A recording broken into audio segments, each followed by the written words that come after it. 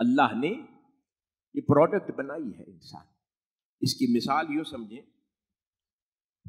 بڑی بڑی multi nationals ہوتی ہیں نا جو یہ کھانے کا سامان بیچتی ہیں، گروسری آئٹمز بیچتی ہیں، فنشڈ پروڈکٹس جو فوڈ کی ہوتی ہیں وہ بیچا کرتے ہیں، جیسے کافی ہے، ٹی ہے، باقی سبزیاں ہیں، یہ بڑی بڑی ملٹی نیشنلز بیچتی ہیں.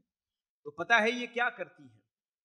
یہ پوری دنیا میں افریقہ ہو، ایشیا ہو، ان تمام ممالک کے اندر بہت زمینیں خرید لیتی ہیں، بہت زمینیں خریدتے ہیں یا لیز پہ زمینیں لے لیتے ہیں اور وہاں پر خود کاشتکاری کرتے ہیں اور یا ٹھیکے پر دیتے ہیں. اس کے بعد اب وہاں پر ہزاروں لاکھوں ایکڑ کاشت کی جاتی ہے چیزیں. پھر جب پیداوار سامنے آتی ہے وہ ساری پیداوار قبول نہیں کرتے، بھلے ان کی اپنی ہی زمین ہوتی ہے، وہ ساری پیداوار قبول نہیں کرتے، ان کی اپنی ہی زمین میں لگی ہوتی ہے.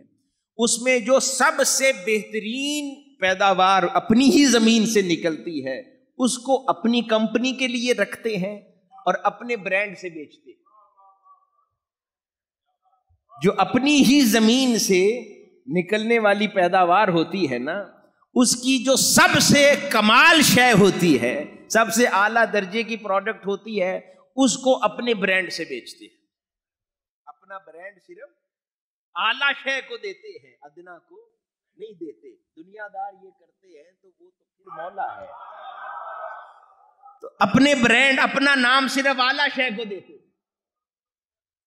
اس کے بعد جو پھر اس سے کم درجے کی ہوتی ہے، اس سے کم درجے کی ہوتی ہے، اپنے ہی جو لوگ ہوتے ہیں ان کو کہتے ہیں اب یہ اوروں کو بیچ دو، اور ملکوں میں بیچ دو، اور کمپنیوں کو بیچ دو.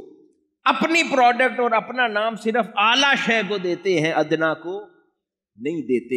حاضرین گرامی، یہ ساری مخلوق بھی اللہ کی پروڈکٹ ہے. اس نے یہ فصل بوئی ہے. اب وہ چاہتا کیا ہے کہ یہ جو 50-60 سال کے اندر جب یہ گرو ہو کر پروان فصل چڑھے گی، اس کی اپنی ہی عطا کردہ زمین میں اس نے ساری فصل نہیں رکھی، وہ ساری فصل نہیں رکھے گا. وہ اس میں سے بالکل اعلیٰ ستھرا مال چنے گا، اس کو اپنا برانڈ دے گا، اس کو کہے گا یہ ولی اللہ،